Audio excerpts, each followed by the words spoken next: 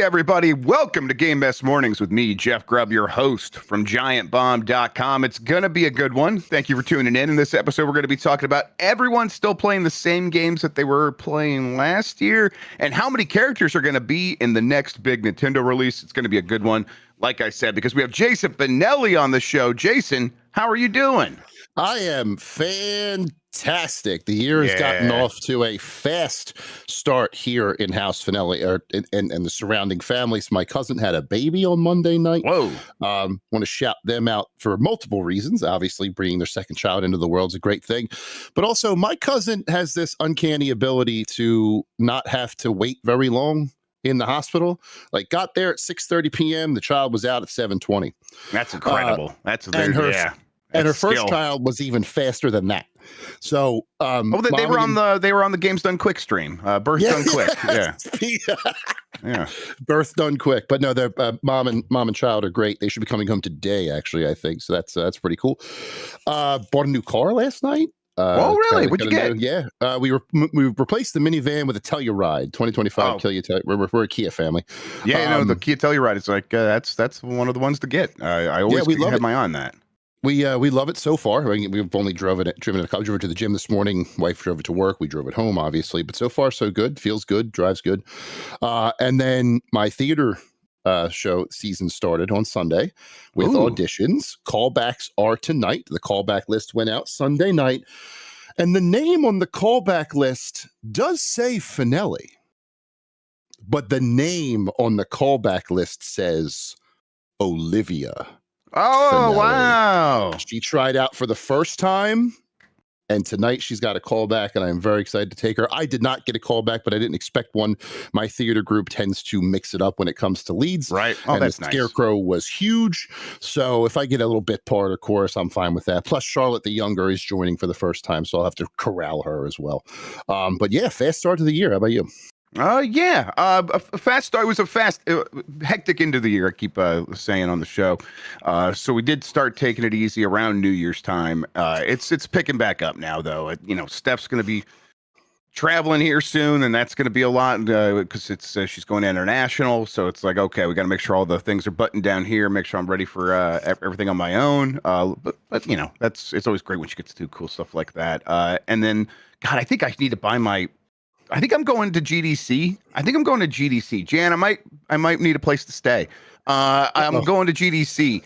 So I need to figure out that, hotels and flights and all that stuff here pretty soon. I was going to say, you think you're going to GDC. Aren't you scheduled to speak? Yeah, I think I'm scheduled to speak, which is why I think I probably should be there. Yeah, I'm doing a panel. So yeah, we'll talk about independent games media. So yeah, I got to get that all figured out. Yeah, and real quick, just because the question was in chat, the show is not Cats. It is The Little Mermaid. Okay. So, well, darn. Well, less interested, but fair enough. No rum tum tugger going on over here. Get Skimble Shinks out there. All right. Before we get into things, let's explain ourselves. We're Giant Bomb. Go to giantbomb.com/join. Become a premium member. That's how you support independent games media in 2026. There's no one out there that's going to come save us. It's us taking care of each other, and we appreciate everyone who has been taking care of us to ensure we can continue doing the cool stuff that everyone expects of us. It's been fantastic to see, and if you can't support us financially, just telling a friend, showing up, that's been huge as well. We love just seeing the audience grow, which it has consistently been doing, especially since we went independent. So thank you, everybody. Once again, that's giantbomb.com/join. Become a premium member. You're going to start getting a bunch more goodies because it's 2026 and we got a lot of stuff we have to deliver. And quite a few of those things will be premium only, at least many of those, at least for a time. I started doing Grub Snacks again, new version of Grub Snacks. That's going to be really starting in earnest next week, but there's a thread on the premium only forum right now where you could drop questions that you want me to discuss on there. Become a part of it and hang out with us and really enjoy all the good stuff going forward. All right, as far as this show goes, most weekdays, I, Jeff Grubb, will help piece your gaming life back together. That includes breaking news and maybe even some of our own original reporting. For all these topics, I'll get the input of a bona fide expert who will make me look smart. If you are watching live on Twitch, welcome. You can always listen to the show later on podcast feeds by searching for Game Mess Mornings, or find the RSS feed on giantbomb.com. You can also catch the show later with chapters and timestamps on YouTube. Hello, YouTube. All right, we have a lot to get into, so let's start the morning mess with PlayStation's most played games of 2025 are identical to 2024's list. This is from Jordan Midler at VGC. PlayStation's list of most played games in the US in 2025 is the same as the 2024 list, with Fortnite taking the top spot once again. The ranking, which comes from Circana's player engagement tracker via Circana, senior director Matt Piscatella, shows that in both 2025 and 2024 in the United States, the most popular games remained identical. Fortnite was the top of the charts with Call of Duty. This seems to count all Call of Duty titles due to the fact that it's like Call of Duty HQ. That was number 2. The 13-year-old Grand Theft Auto took the next spot with Roblox and Minecraft next there at 4 and 5 respectively. Over on Xbox, the same titles made up the top 5, but in slightly different order, with Minecraft and Roblox swapping places. Jason, I remember back in like 2016, 2017, I was working at GamesBeat, and I'd cover a slightly broader set of games. A lot of mobile stuff was something like kind of I had my eye on. And I remember like kind of being like, I don't know why we're doing this. It's the same games are numbers 1 through 10 now as they were in 2012. This is a stagnant industry. Nothing cool is happening over on mobile gaming because it's the same games making all the money as always. Thank God it's not that way everywhere else. It's that way everywhere else. Good now. job, Grubb. Yep, I know. The monkey paw curled in my hands. I don't know why I didn't put it down before I said anything. It's look, these games are making a lot of money. This is where people want to spend their time. They want a hobby that is like, that's like bowling. I'm going to go bowling. I'm going to go play Fortnite. It's a place to go hang out with your friends. It's familiar. The effort you put into it is something that like you can get more out of it over time because you have all these skins and all these fun things you've collected, and you don't have to start from scratch each time. People like that sort of thing. I get it, but I don't know. This doesn't feel like a good sign overall for where this industry is headed, right? I agree 100%. Now, there is a argument to be made that you look at the games that came out last year and when you look at that list, what could have really challenged? Like, think about the best games of last year. Hollow Knight was not going to unseat any of these. Clair Obscur, even with its groundswell of support and all those people surprised that it was so good, and the awards were never going to unseat these. The only way you're going to unseat this is to become a massively huge live service sort of game. And Arc Raiders might have been the only one that would actually challenge that. Yeah. Otherwise, I am not surprised by this at all. But it goes to show like Battlefield 6 is not in there, and that was a huge release. So it's like, it even takes like some of these games years to build up the amount of like a player base to get into this top 5. Like that is how massive, how big these black hole games really are, which is something Matt calls them all the time. Yeah, and I don't think that the disappointing performance of Black Ops 7 happened early enough in the year for this list to be affected. Granted, the fact that Call of Duty is corralling all of their franchises into one is sort of cheating. Yeah, right. Of course. But no, I'm not. This makes perfect sense to me. Fortnite continues to be an absolute juggernaut, and it's not going anywhere anytime soon. They just announced that we're going down to South Park in 2 days, whatever that looks like. Yep. I hate the fact. I mean, there's a certain R word that's looking at me, and I don't want to say it because I have a reputation of getting very upset when I see it. The fact that it's anywhere on this list just pisses me off. Yeah. Well, that word pisses me off too, but there's another one. Yeah, but that one's not staring you in the face right now. Yeah, no, it's not. No, it is not. And I know. Despite my, anger from inside out reactions to it every time I see it, it is popular. I can't deny that. I mean, it's a thing. Like my girls have started coming home asking about it now, so it's like they weren't out doing that before. Mine have been doing that for a little while, and I'm just like, no, sorry, just complete straight up. You should come over and have a talk with them. Last night it was like, can we at least do Rainbow Friends? I'm like, no, for 2 reasons. 1, it's on the Roblox platform, and 2, do you guys even know it's a horror game? You'll have nightmares. And she went, it is. Yeah, they don't. Yeah, they don't know. We had that conversation while I was tucking her in at night, so I'm glad she did sleep last night. That was probably bad timing. But no, but this, back to this list aside, I'm not shocked at all. Again, I went back and looked at what the most popular games that came out last year, and with the exception of Battlefield and Arc Raiders that we mentioned, nothing even had a shot. Now, if Grand Theft Auto 6 comes out next year, technically they may be the same games, but I think that it'll just say 6 instead of 5, right? And it'll be right. It probably depends on how they package GTA Online 2, whatever that looks like. Okay. We still have not heard a single thing about the follow-up to online, if it's a big update, if it's a separate thing. Honestly, it's probably one of the reasons they've taken so long is figuring out what that is going to even be. I'm sure they know by now, but it's like still they got to make that work. So it's like, yeah, if that's a separate client or whatever, it'll be a separate entry. Either way, though, you're right. It's the same thing. Yeah. So I think this explains a lot of like when we see these big companies behaving in a way that's hard for us to understand, or it's like, hey, don't they like money? Why don't they just make X? And it's like, well, they are saving a lot of money by just taking X and putting it into Fortnite, or they are very curious about building their own big live service thing where they can just update stuff inside of there, and that could be the focus. And it's like, obviously, we are at a point where that's over too, because it's the same 5 games. We've just talked about these new ones that kind of seem to shake the world. I mean, go back to Helldivers 2. That was a massive game. It's not on this list anymore, right? Yeah. So I mean, we're talking about games that even when they do seem like they're going to be the next big thing, the next Fortnite, the next whatever, those don't even have the legs. So it's like, where are these companies at with trying to like navigate this space that where they see all this money coming in, it's going into a certain kind of game. They want one of those games, but everyone that's tried has, even when they've succeeded at making a successful game, has not succeeded at cracking this top 5. So where do they go?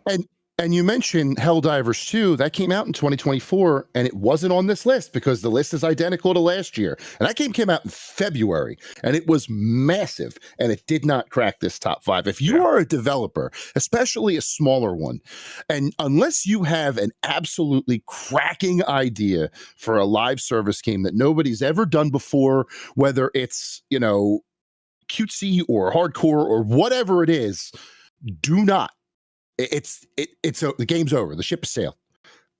You're better off building your idea in Fortnite. Yeah, the best time to start making a like kind of smaller live service game that can grow into something big over time was 12 years ago, and it was called Warframe. And it's like, you're not Warframe. Like, you're not going to be the next Warframe. They've learned so many hard lessons over the years and have like refined that game into something specific for an audience that is like more than big enough for them. They grow almost every time they put out new content. They reach higher numbers, and it's like, oh, that's what can work. But you had to start a long time ago and sort of build that foundation, and no one else is going to be able to like give themselves a 12-year runway. And it's not even guaranteed that Warframe is going to make the next Warframe with Soulframe. They're trying. Yeah. If you've dabbled in that at all, it is pretty cool. But Warframe's going to are they going to be able to do 2? That would be amazing, but it remains to be seen. Even the companies that know what they're doing aren't guaranteed to have the kind of hits that would crack this list, and that to me is fascinating. This all this says to me is, while it looks like the industry is stagnant, like you said at the beginning here, nothing that came out this year was going to challenge them. It's not quite as dire as it seems, but it should be a red flag to anyone who's trying to challenge these that maybe you should shift your focus. Yep. All right, let's keep going here. Fallout 4 doubles concurrent players on Steam following Fallout Season 2 premiere. This is from Sophie McAvoy at GamesIndustry.biz, and it went from like 20,000 to 40,000 since the show returned on December 16th, 2025. Same thing happened with Season 1. And it was like the same game getting the benefit mostly. Fallout 4 primarily. Fallout 76 got a lot of love as well. I think when we were coming out of that season, the conversation, Jason, was, what are they going to have new to sort of kind of take advantage of this going forward? still nothing new, and they're still able to kind of take advantage of it, where people show up for these games, whether they own it already or they go out and buy it because they're excited about the show. Is it necessary to have something new? People seem to be happy to go back to a game from, God, when did Fallout 4 come out? 2015? Is that it? Yeah, that's a 10-year-old game now. It's an 11-year-old game, going on 11 years old. So it doesn't seem to have hurt it all that much. The synergy matters, but that seems like they're capturing it, whether they have put in the effort to make something new or not. What do you think happens here? I think eventually it would be silly to say they're never going to make a new Fallout ever again. Eventually we're going to get one, but where we all thought they might be planning for Fallout Season 1 or Season 2, maybe they're planning for 3 or 4, like somewhere down the pike. And 76 continues to update despite its rocky start. It's right there with a very dedicated legion of players, a massive fan base that still go in there every single time, still relevant enough to be activated at things like Summer Games Fest. Remember they had that like fishing in the pool for whatever, that was for Fallout 76. I do think eventually we'll get that remake that we've been waiting for, remastered, similarly to how Oblivion got the remaster treatment this year. Last year, you'll probably get something like a Fallout 3 remastered. Fallout 4 clearly doesn't need it, despite being 10, 11 years old. People are still playing it, so you can bring in Fallout 3 remastered. Came around the same time on the same consoles as Oblivion. You can see the parallels there. I would have thought it would have been out already, as you mentioned, but maybe they're waiting for, like I said, like a season 3 or the end of this season. They'll do that shadow drop. When is that developer partner preview thing? Developer direct? It is in a week and a half, right? Yeah, it's 19th? Soon. Yes, it's very soon. Who's to say they don't? And where does that line up with the end of the Fallout season? If there's synergy there, maybe we get it there. You know what I'm saying? So there's still some possibility that they could line up with this season, or they wait for another year or whatever the next season is. They announce the remake and the third season at the same time. I imagine they are not as ignorant to the synergy as it seems. No, definitely not. Their plan is definitely more out of the box than what we would normally expect. Does that make sense?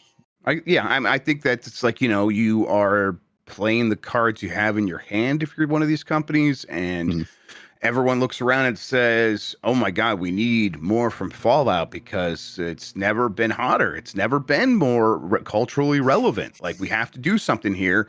And then the people on the other side of that conversation go, look, we get it. We're making these games and we get it. We also wish we could just drop something new. Sure. But that's not the reality of anything involving game development, especially in this moment.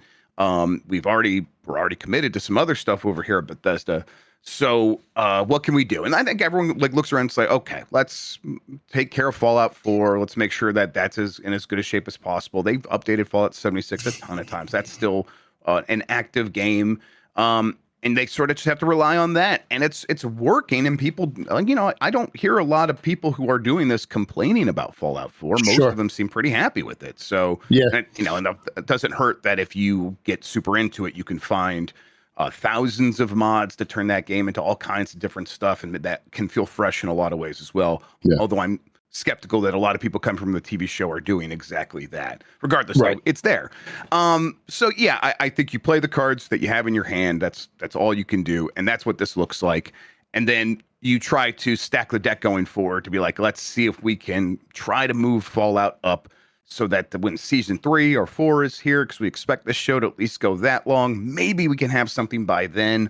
Although even that feels like a long shot at this point. And even we'll see. If there's one company that should at least be cognizant of the perils of releasing a game too fast and loaded with glitches, that would be Bethesda, right? Yes. So it does make sense that they would be more careful with any potential timing releases, because licensed games as far back as when we were kids were always had that stigma about them that they were terrible because the development times had to match up with the release of whatever they were licensed with. So it's different, but as you said, nobody's complaining. Everyone seems to like all the Fallout content that they're getting. They even added the ghoul in 76, I believe, recently. That sounds right. So there's synergy there.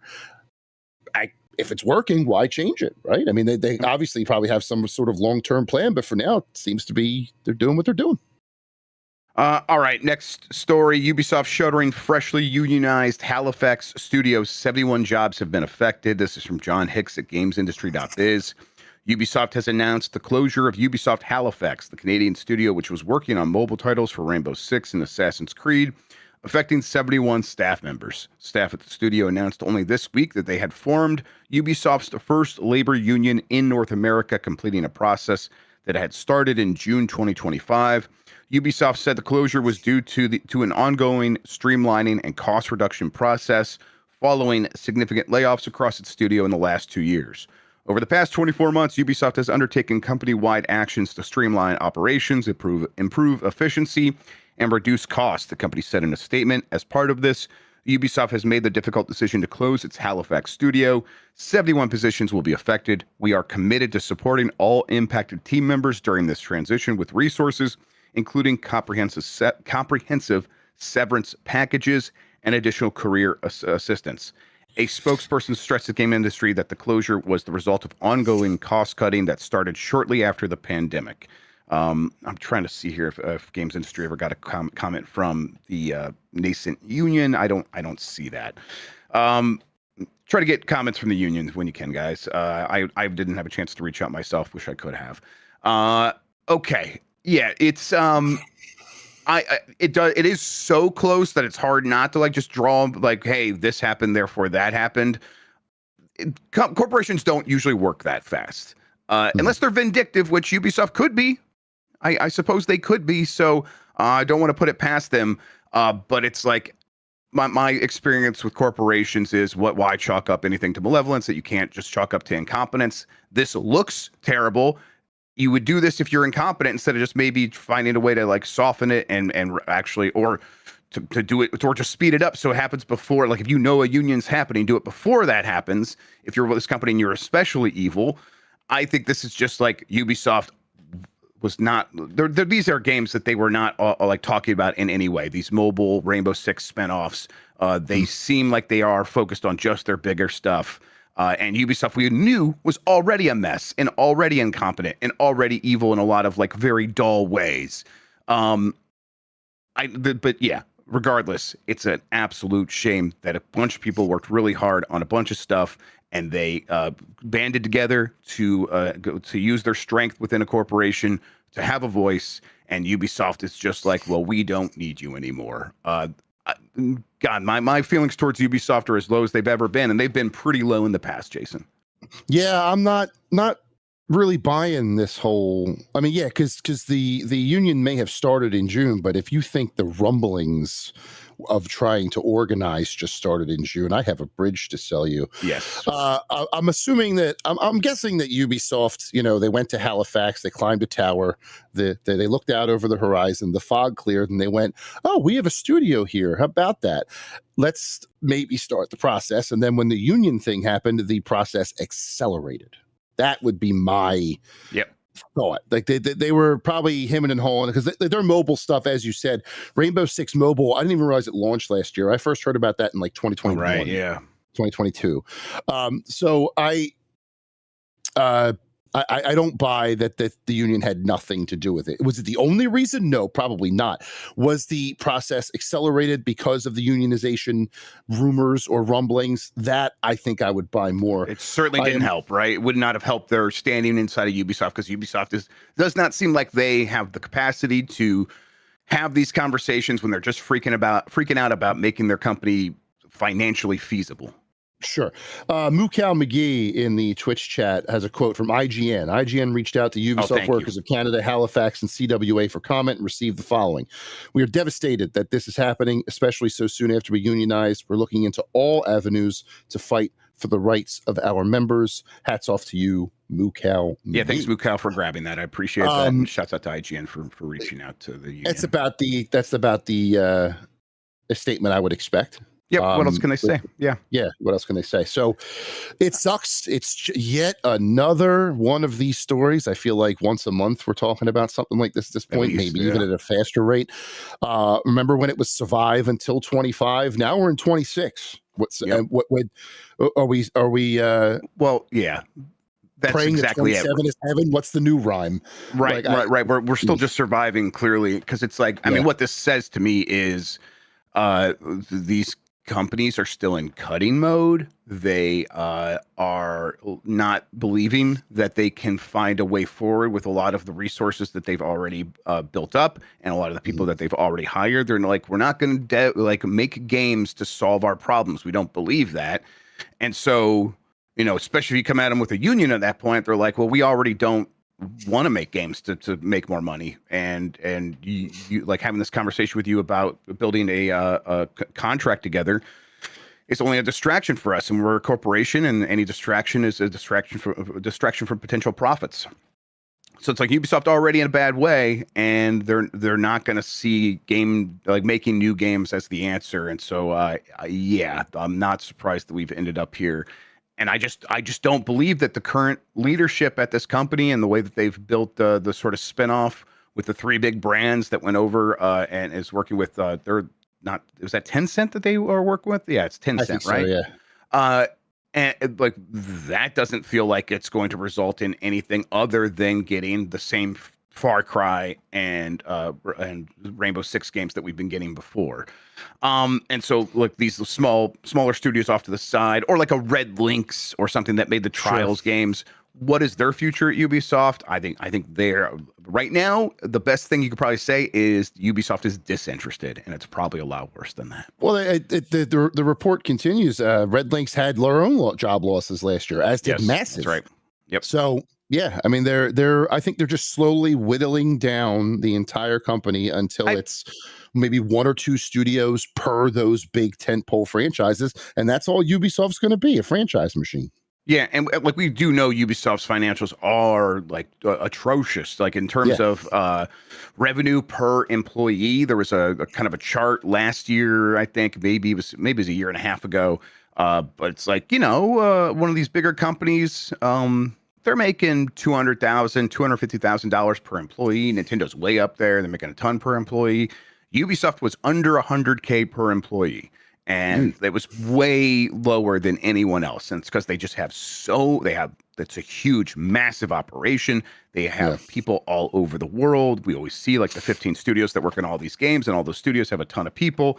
And it was a big, impressive operation at one point and was working really well for them. And then as things stagnated and people got, missed out and didn't care about a couple of Assassin's Creeds, suddenly the money they're making per game dropped, and they put them in a really bad position. So they have to do something. They have to change something. It's just, of course, that something does not ever involve getting rid of the Guillemot family who put them in this position in the first place. Instead, it's all these other people who always pay, like always. Oh, my God. All right. Let's take a break. We'll come back. We'll talk about Mario Tennis Fever, which is like, God, that's sneaking. That's coming up on us real fast here. There's some details about that and plenty more. We'll get to it after these messages. If you want to skip out on these, we have ad-free versions of the video and audio show. You can get that by going to giantbomb.com/join. We will be right back. All right, dog. It's time to start the show. Are you ready to go? Yeah, dude, I'm ready. No, Grubb. You look like you are in a den of inequity right now. I don't know what that means, and I don't know what you want. It's not like I have a home studio, Jan. Yes, you do. The computers that Main Gear built for us have NVIDIA GeForce RTX GPUs in them, and with the NVIDIA Studio drivers and NVIDIA Broadcast, you can turn even your man cave into a professional studio. Using Broadcast, you can upgrade your webcams, microphones, and speakers using the power of machine learning to take our shows, voice chats, and video conferences to the next level. You can use audio effects like noise removal. Oh, yeah, I guess I have the fan on. Well, it's hot. I'm not going to turn that off. Let me just hit this right here. Is that any better, Jan? Much better. We can clean up your shot with auto frame and video noise removal. And Grubb, you can even make it look like you were paying attention using the eye contact tool. So I could still watch my stories? Yes, you can. NVIDIA Broadcast is a universal plugin that works with most live streaming, voice chat, and video conferencing apps. It's supported on any NVIDIA GeForce RTX GPU. And since I'm using the NVIDIA Studio drivers, I'll get stable optimized performance in Adobe Photoshop, DaVinci Resolve, and all the other apps that I need to use to fix our mistakes in post. You know what? Thank you to Main Gear and NVIDIA for supplying our NVIDIA Studio PCs. NVIDIA broadcasts your AI-powered home studio, and NVIDIA Studio, the software advantage for all creators. Jan, I'm not even looking at the camera at all right now. Grubb, stop looking at me. I haven't looked at you forever. We are back. It's Game Mess Mornings. I'm Jeff Grubb. That's Jason Fanelli. We were talking about same names earlier. I'm sure I've said it before. My brother's name is Jason. And someone in chat's like, my brother or my sister married a guy with the same name as me. I did that. I have a sister named Stephanie. So it's all confusing. There's only so many names. That's the big problem. Listen, working these families out, sometimes like me, you're not born with an older brother, but then at 17, one just pops out of nowhere. Yep. So yeah, every day it happens. And it's families are weird. That's all there is to it. Families and names are weird. We should all go by the same name. And do you have like any, when I was a kid, there was 5 Lisas in my class, and apparently no one's been named Lisa in 30 years or something like that. Oh, yeah. What was it? There was a name. So yeah, there was, in my grade school, there were 2 Matthews, 2 Desirees. There was another name that was really, really, really, really ubiquitous, and now I can't remember what it was because it's now gone. But Matthew and Desiree are the 2. Desiree in particular, the fact that there was 2 of them was very weird. But nice people, don't get me wrong. But I hadn't heard that name before that, and I think I've heard it maybe once since. Matthew has always been ubiquitous. That's never going anywhere. But right, because any Bible book name, right, is probably not going to go anywhere for the most part. At least the ones that have been common, those like Matt and all those will continue to be common. But someone brings up in chat the names that'll never be called anymore. I think Karen may be dead. Yeah, Karen's as a name. And, right, but that had like a reason though. Like Lisa was just like, we're not naming kids Lisa anymore. That's not a Lisa. Yeah, and that's a weird sentence for me to say because Karen is my mother. So I shouldn't say Karen may be dead ever. I mean, my mom's name is Beverly, and then my grandma's name was Grace. And that's I think Grace is probably could have a comeback. But Beverly's probably going to be on the sideline for a bit, and that'll come back one day probably. Grace is a very popular middle name. Yes. I've heard that as a middle name many, many, many, many times. But first name, there is one. A friend of my daughter's in dance class is a Grace. So yeah, I could see that happening too. All right, let's see here. We'll keep going. Let's talk about that Mario Tennis Fever, which you and me both were like, oh yeah, that exists. It's coming out. It's a game. It's going to feature 38 playable characters, according to Nintendo. Nintendo revealed that the next big release for the Nintendo Switch 2, this is the next big release for the Switch 2, Mario Tennis Fever will have the most playable characters in the series history. The game will feature 38 playable characters, which naturally includes Princess Peach and Princess Daisy. Pre-orders are now live for Mario Tennis Fever, which launches the 12th of February. We're talking about 5-ish weeks, less than that. So yeah, it's going to be here in no time. And it is Switch 2 exclusive. 38 characters. I mean, it sounds like one of the things they're doing here could be like a Mario Kart World situation where let's just throw in a bunch of these other Mario enemy characters. I would be fine with that. This is the series that previously gave us Waluigi and things like that. So it's like, because Wario needed a doubles partner and they went that way. So yeah, they could maybe have even some like new characters, some new evil versions of characters. I would love to see that. I'm ready for this game. I hope, Jason, my hope for the Mario sports games this generation is Nintendo kind of gets out of their own way and stops doing the trickling out of content that they did last time around for every single Mario sports game, where it's like clearly they were finished and they just chopped it up and just delivered a lot of stuff in the weeks and months after it came out for no good reason other than to make it feel like it's still relevant. It's like, you don't do that for any of your other games, and you never drop the price, and they continue to sell really well. What's the difference here? Why are these sports games different? Whatever. And then just recognize that while you treat all these as party games, and that's fine, a lot of people want to play these games online with their friends or in online tournaments. Make the online multiplayer side of these games just as robust as they were on the 3DS. You don't even have to go beyond that. Just make it so there's like like the Mario Golf 3DS tournament system was perfect. Do something like that for all these games, and that'll be it. That's all you got to do. And then, because the gameplay, even on the Switch games, was immaculate. They always felt really, really good. In fact, they were probably the best they've ever been. So just do that here. Get the online going. Have all the fun party stuff as well, and I'll be happy. I'm not expecting, the Camelot RPG single player stuff anymore from these games ever again. So I'm hopeful that they can kind of like they maybe learned a lesson and will respond to that. I'll tell you what, if this comes out and it feels exactly like all those Switch ones, I'll be deeply disappointed.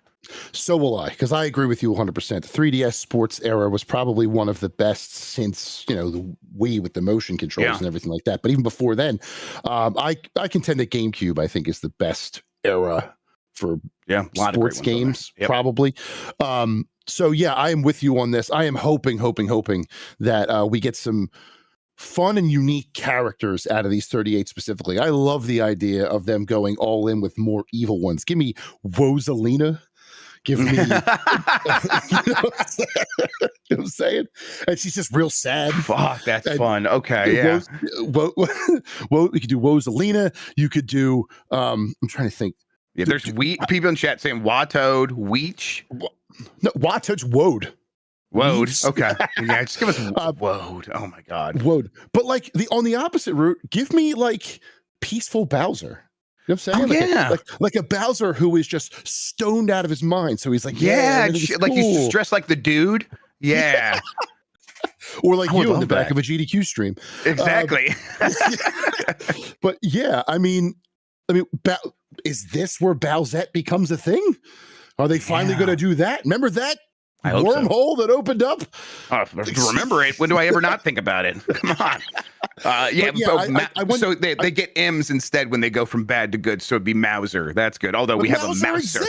God, they should put Mouser in this game. Oh my God, that's what they should be doing. Is mining all of like the Super Mario Brothers 2 enemy characters that they did. Like, Wart should be in there. Wart should be going even further. Give me Tatanga, but he's in the ship from Super Mario Land. He doesn't walk, he floats like MODOK. That's what I want. I want weird whimsy shit in my Mario sports games and new baseball. Where the hell is baseball? But anyway, that's the most surprising one that they didn't do, especially because baseball's it's always been really popular in Japan, never been as popular as it is now. It's like the sport in Japan right now, and it feels absurd that Nintendo, who loves still making games for Japan, hasn't taken advantage of that. I'm going to ask how many characters were in Mario Tennis for Switch, because I don't remember what that one was called. Aces, there you go. It had 30 playable characters, so we're getting at least 8 more out of the gate here. And that had characters like Pauline, Kamek, Chain Chomp, Boom Boom, and Fire Piranha Plant. So 8 more characters does feel like they could go even deeper here, but it's maybe not like it's going to be a Smash Brothers roster where it's like, oh my God, I can't believe this character's in there, but still. Donkey Kong's in this game, right? Oh yeah. Yep. Give me the Bonanzas. Yeah. Oh yeah. They'll have the Zebra Bonanza with the song playing. I'll never lose a tennis game in my life. Or like, what would Evil Pauline? Is that the name? Evil Pauline? Yes. Pauline. And she looks like that one principal teacher from Matilda. She's just real real strict. Jinx says Wonky Kong. Wonky Kong. It could be Wonky Wong. Excuse me, Wonky Wong. There you go. That's beautiful. Divorced Cougar says Poppy Kong and tennis cloths, and go get a shower, boss man. That was Bowsette. We said I love these ideas. Keep them coming. Let's get some other franchises in there too. Other, Link and Animal Crossing and Splatoon. They all can drive go-karts. Why can't they play tennis? That they're so ripe. Then again, I guess you don't want everything to become Smash Brothers, right? There's a bit of it seems like they don't want to. Yeah, they kind of want to like what was the Mario Kart World was not Smash Kart, right? So that's true. There's always chances like that's the direction they go over time. But I think when they're making these Mario sports games, there's something about just keeping it in the Mario universe that, for the most part, that they seem most interested in doing. Tectones. We'll know here pretty soon. It's a couple of weeks. We probably start getting previews for this game. So hopefully where's there's the some prizes weird in there. overview trailer that drops at 9:00 on a Tuesday night? Where's that? Yep, it's probably imminent. It's probably any minute now. All right. Nintendo Switch's Hulu app will be discontinued next month. This is from Liam Doolin at Nintendo Life. Let's see, February 5th. That's right. February 5th, 2026. Support will officially end. I think part of this is like, isn't Hulu kind of getting phased into other stuff here? But also, like, it's not like they're replacing it with a Disney Plus app or something like that. These movie and TV streaming services just don't really exist on Switch 2 at all, right? Is there even a YouTube app on there? And they never really were Switch very 1 popular. had a YouTube app. Yeah, but they were never really popular on Switch 1 overall, mostly because a lot of times they didn't exist. Nintendo wasn't interested in it. And it's like, that's a little funny because, like, when you think back to the early days of streaming Netflix, one of, if not the most popular platform to do that on was the Nintendo Wii. You would get the disc, you put it in your system, and you would stream Netflix on the Wii. And I'm sure Nintendo was well aware of this and was like seeing the data. And other companies were seeing the data at the time, like Xbox 360, where they're like, man, a lot of people are watching TV and movies and streaming stuff on the Xbox. We should make the Xbox One the all-in-one TV platform or whatever. And it's like, Nintendo's like, well, we don't make money from it. So we're going to go do the stuff we make money from, which is making games. And we're not even going to really care about this stuff going forward, even though it kind of came associated with one of our platforms. And it feels like the difference where Nintendo's just like, we don't care to position this as an entertainment device. This is our Nintendo gaming device, is what we've made here. And yeah, one other thing, the Hulu app, I'm pretty sure it's correct that a lot of people who used to work at Factor 5 made this Hulu app for the Nintendo Switch. And they like use their Nintendo technical knowledge to get it running pretty well. So yeah, kind of an interesting thing there. Like, people just have smart TVs at this point, so there's I don't see much of a point for these apps to exist on something like a Switch. Maybe the Xbox, PlayStation, those have run these apps pretty well, but Switch would be superfluous, right? Yeah, Nintendo knows they have a console that's targeted towards kids and families, and they also know that kids and families have iPads, smartphones, and Amazon Fire tablets. Mm-hmm. So they don't care about streaming. They don't care. They care about the games and the online stuff. That's where and that's honestly where it should be, right? Their focus should be on what they know best, in my opinion. So if I don't have to worry about my kids using their Switch for the YouTube app, I'm fine with that, because that's a whole other can of worms. What upsets me more about this is actually not related to the Switch. It's the Hulu app is going away apparently completely. Right. And it's just going to all be Disney Plus. And there has been no mention yet about how that will affect people who subscribe to Hulu Live to get their live TV, like me. Yep. What am I supposed to do? Am I doing Disney Plus Live? That's fine with me. I've watched the Monsters. Right, but it'd be nice if they told you. Games. Yeah, can I know, please? Like, my wife watches Hulu in the background while she works all the time. She puts on, whatever TV station she wants to watch. What is she going to be able to do that? Like, it's very, very weird. Do we have to do Tubi now just so we can watch TV for free? Like, what's the deal? Can you tell us that, please? But from a Switch, getting back to a non-selfish Switch perspective, yeah, I don't think they care, and I don't think they really have to, because the Switch 2 is not made exponentially better for these streaming apps. It would be incrementally better, and I guess they don't think it's worth enough money to even try. Yep. Someone in chat just said, "Well, wife," and now that's going to be in my head all day. So that's Someone great. else said, So way earlier, I meant to say this to you. It says, they said, Bev Grubb sounds like she takes no mess mornings with Bev Grubb. That's correct. That's about right. Wink and Welda. There it is. Wink and Welda. All right, let's keep going here. Dragon Quest VII Reimagined demo is now available on the eShop. This is from My Nintendo News. Square Enix has announced that the Dragon Quest VII Reimagined demo is now available on the Switch and Switch 2. You can download the demo from the eShop, and your save data transfers over to the full game, which launches in February. Always a welcome thing. Always gets me more excited about these demos. I continue to think Dragon Quest VII Reimagined looks incredible. Even the guy with the big dumb like chiseled face, who looks big and dumb, I love it. Like he looks like Matt Damon from Team America, and I want to play as that character real bad. I'm gonna go try this demo out. I think there's like I'm already starting to pile up stuff I want to play. That Mio game I'm hearing good things about. That like I've not touched it yet, but that comes out on Game Pass on like the 20th or whatever, and comes out for everybody on the 20th. I've been talking about Big Hops. Big Hops. I want to play those games, and then there's that massive like Star Wars full conversion mod for Starfield. Like apparently it's real easy to install like all the 200 mods for that thing. Now you kind of just press a button and it does it for you. I'm like, I should do that. But it's like, you know what? I should make time for Dragon Quest VII Reimagined just because it's like I've had fun with Dragon Quest in the past, even as someone who's not a huge RPG guy. And this one looks like it's right up my alley. So yeah, I'm going to give it a shot. How about you? I am going to endorse that decision because at New York Comic Con this year, I went hands-on with Dragon Quest VII Reimagined.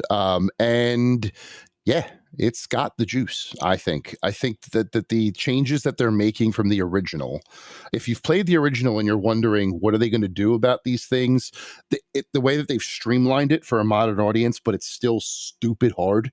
Like that demo, the boss fight in that demo was very difficult, and I loved it.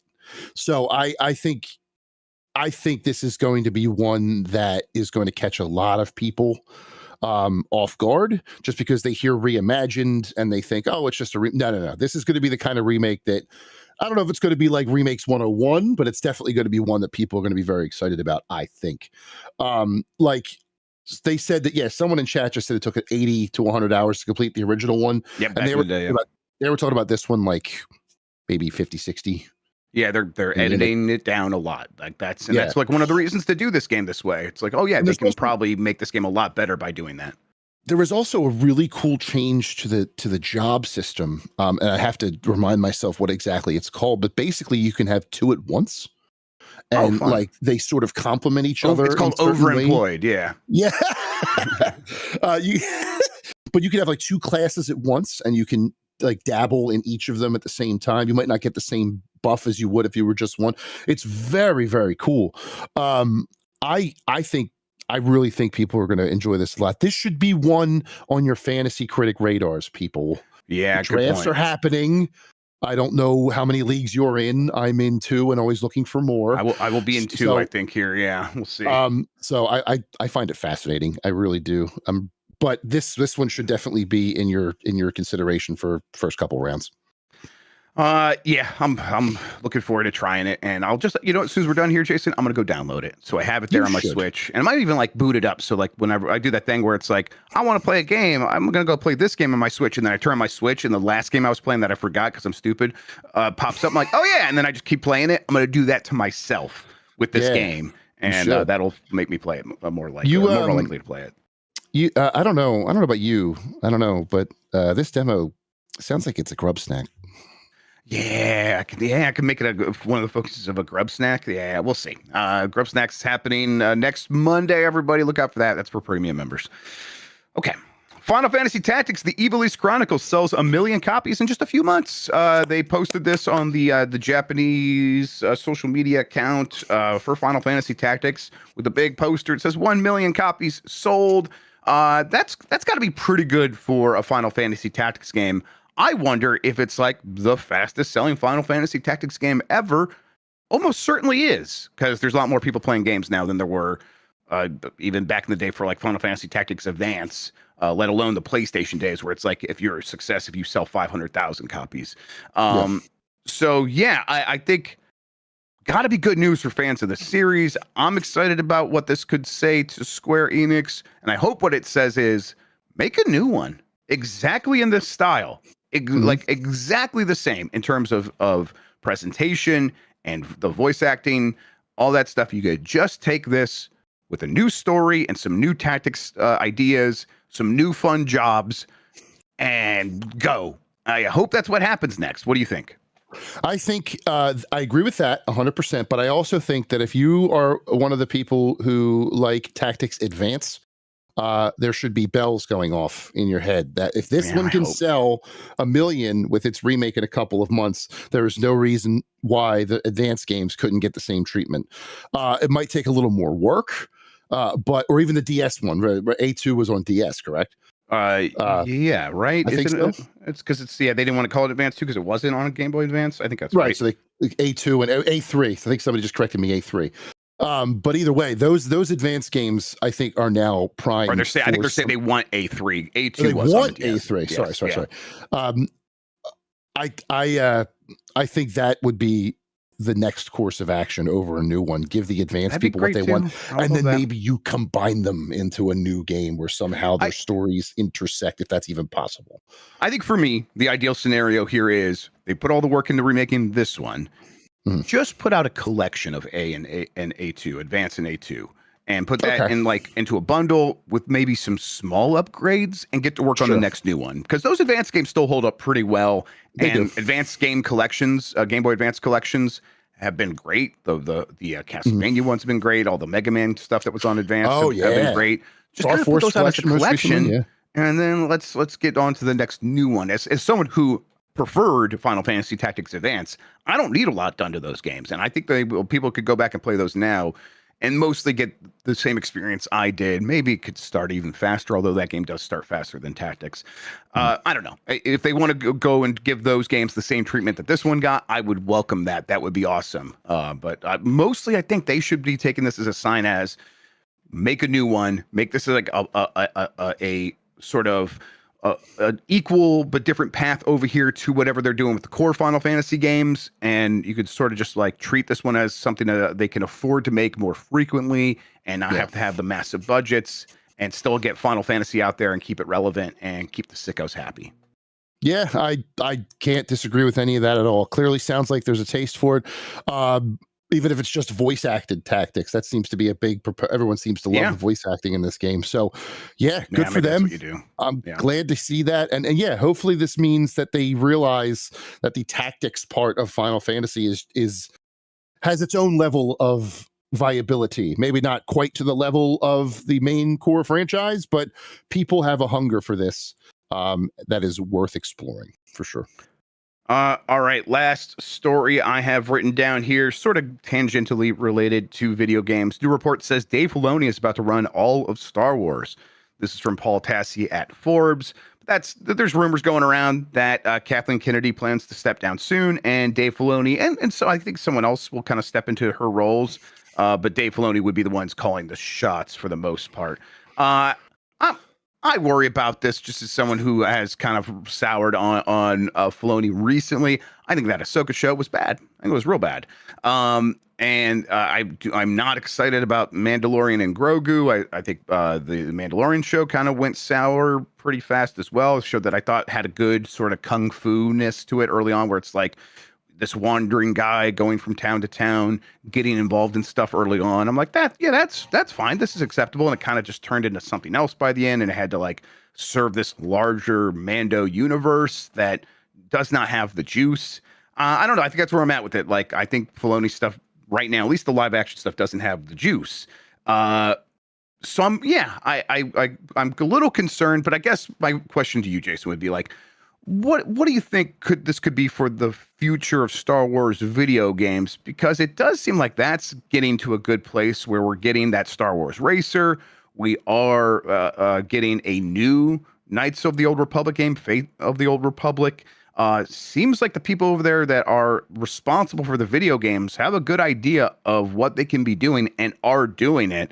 I would have faith that actually Filoni would be all for that. And so maybe I should have some optimism when he's in charge, at least for the video games. Yeah, he cut his teeth in animated Clone Wars and Rebels shows, so he knows the benefits of side projects that aren't normally in the Star Wars sphere. Like back when those shows came out, there weren't animated Star Wars shows. They didn't exist. So yeah, I would like to think that he has an open mind for anything regarding Star Wars in this video game space. He had to have seen that Jedi Fallen Order and Jedi Survivor were very, very good games. Very good. Outlaws, despite its slow start, now seems to be in a place where people were really enjoying it. I think I understand your apprehension. when it comes to the live action stuff, but I do think that he's a decent choice for the entirety of Star Wars. Now, whether who knows, maybe we go watch Mandalorian and Grogu and he goes this completely different direction. He goes back to his roots and everybody is like, yes, Filoni forever. But I mean, what I hope happens there is he kind of like caps off that Mando universe.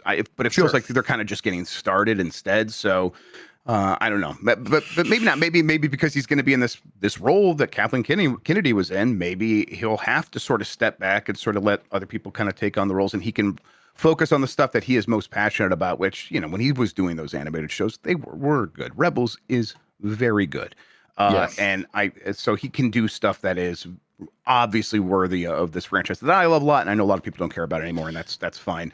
But yeah, I still worry a little bit. I think that I will accept this because what other choice do I have? And I'll be interested to see, can he make these like live action movies work? And if they can't, can he pivot? We'll see. Yeah. Now he will have my full endorsement forever if he greenlights a Masters of Terras Kasi reboot. There should be a Masters Terras Kasi like multimedia event. There should be a game. there should be books. There should be a movie or a show, maybe. There should be a show with like a great tournament arc. That would be awesome. I'm the only idiot who 100% unlocked everything in that game from a Blockbuster rental. What do you need that for when you already have Thok and Horror when you boot the game up? The greatest sound effects of all time. That stupid guy. No, that game has potential. It just was, dog shit at the time. One-on-one. It wasn't as bad as its reputation. It's bad, but it's not as bad as people make it out to be. The worst fighting game of all time. No way. No, it's definitely not that. Not when Tattoo Assassins exists. Yep. But it's there's potential here, and I think a name like Filoni gives you more optimism than pessimism. Healthy amount of apprehension, as you mentioned. That's right in the middle there. But I think there's more to like here than there is to be dreading. Granted, everything in Disney right now has a asterisk next to it, right? But this one is just he hasn't been good lately. Let's see what goes from there. So I'm fine with it, I guess. Just fine. All right, let's see here. Let's get to the poll question from Monday. I am bringing up the results right now over on youtube.com/@giantbomb under the post there. We have it. Here it is. Have you played Avatar Frontiers of Pandora? 83% said no. 17% said yes. Maybe a larger number than I was even expecting. Felt like that game came and went. But it is one of those Ubisoft games that does just sort of get a million discounts all the time. And they did a decent job of positioning this game with new DLC that is related to the new movie the day the movie came out, which is not something we've seen very frequently. Like any sort of big sort of cash-in or something taking advantage of a new movie coming out the day it comes out. Even going back to the days when we were getting a ton of like movie tie-in games, Jason, it would be like, the game's going to come out a couple months later or something like that. So, kudos to that team for getting that ready. It seems to have helped. I like that game, and I always want to go back to it, but it feels like one of those ones where it's like, I got a million other new things to play. When am I ever going to make time for that? Any time spent with Avatar Frontiers of Pandora? No, but what you just said is exactly how I feel about it. I want to try it. I want to see Ubisoft's take on it, because the only Far Cry, believe it or not, that has really stuck with me since 3 was Primal. Okay. And I feel like this one has more of the Primal vibe than normal Far Cry does. So yes, I very much want to check this out and see what they did with it. I'm also interested to see how the movie tie-in DLC that just came out kind of links up. I think that's an interesting idea there.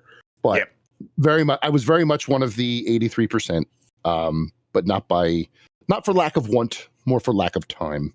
Hopefully I could change that at some point. Right. I would love for this sort of thing to happen in the future. Like, if there was a Starfighter tie-in for Star Wars Outlaws at some point. Obviously, I don't think that could like line up timeline-wise perfectly, but like they could touch on the same subjects, or if there's like some MacGuffin in there, it could show up in the game, and they could have just a small DLC that does that. I would enjoy something like that. I hope that this experiment kind of worked out well enough that they could consider more of that going forward. Oh my God, they're doing Contra Operation Galuga on. Is it the bad game block on Awesome Games Done Quick? I'll have to check that out. No, well, there was a whole bid war to get it to be hard mode, and it won. So now they're suffering through it in hard mode. Incredible. All right, let's see. We have a new poll question that we'll get to here in a second. We'll just come up with one on the fly. And before we do that, though, Jason Fanelli, why don't you tell people where they can find you on the internet, what you have going on, and all that good stuff? JasonFanelli.com on Blue Sky, my most active social media platform. Big Man Fanelli everywhere else. That's Instagram, X for like another minute. I'll be deleting that soon. And anywhere else you can think to find me. Writing on GameSpot most of the time this week. The year started with a hands-on of Code Vein 2. I played that while I was out in LA for the Game Awards. That one is interesting. I don't do Souls-likes, as has been documented here before, but this one I think has a very interesting story to it. It's completely separate from Code Vein 1. You don't have to play that one. This one, there's like a going back in time, partnering with someone to fix something that happened, and then going back to the present to open this like containment cocoon, they called it. And the boss that you're fighting is this like monstrous warped version of the companion you had in the past. And at first they don't realize it's you, but then they do. And they're like, the one that we played in this demo was like, you need to finish me before I change completely. Like there's a little bit of that humanity left in there. And I thought that was an interesting sort of story beat. Now, am I going to be willing to slog through hours of Souls-like frustration to see all of that? I don't know. I don't know how much time I'm going to have, but I did enjoy what I played in that demo. And I don't normally like to put a lot of emphasis on the press events themselves. They are fun, but I normally it's just like we're there to play the game. But just in the job. Yeah, the venue that they chose for this, apparently in Los Angeles, they're the oldest cathedral in LA has been converted into an event space for like weddings and stuff. So like I'm playing this game, and to my left is like a Catholic altar. We played it in a church. It was wild. Yeah. So more game companies. It's always cool, and like because I always respect. You're right. Like the event itself shouldn't matter to most people who are reading or enjoying our content. But I always want to shout out the people that make those things possible. They put a lot of effort in, and it's always really is that the PR teams in general. The amount of shit that they go through, like even just hearing the little tangential stories here and there, the stuff that they have to deal with on a daily basis. And coming from multiple clients all the time, they are troopers, man. Yeah, they're saints, absolutely. All right, new poll question: are you getting Mario Tennis fever? Yes or no? We'll get the results of that poll on tomorrow's show here on Giant Bomb. Speaking of Giant Bomb, it's Wednesday. I will hop into the Knuckles outfit, but I will not be playing Sonic Blast for the Game Gear or whatever it is.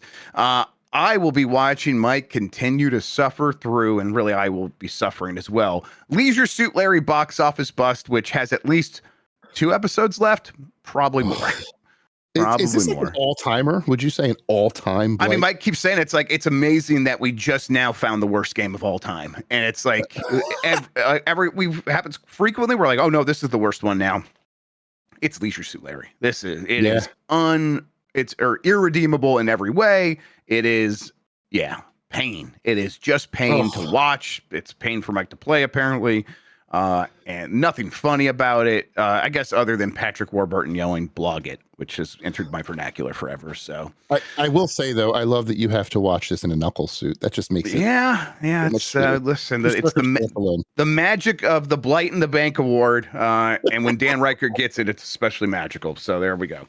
Yeah. All right. Other things are happening on the site, of course. And tomorrow we're going to have a voicemail dump truck. We're going to be hanging out on Friday playing some games. We'll probably play some games elsewhere. I'm feeling like one of these days I'm going to do an early morning stream, but we'll see what that looks like. I'm still playing a ton of Sectori. I'm trying to get my score back from Jacob Geller, but I probably won't play that on the site. I should just keep that private in my own shame.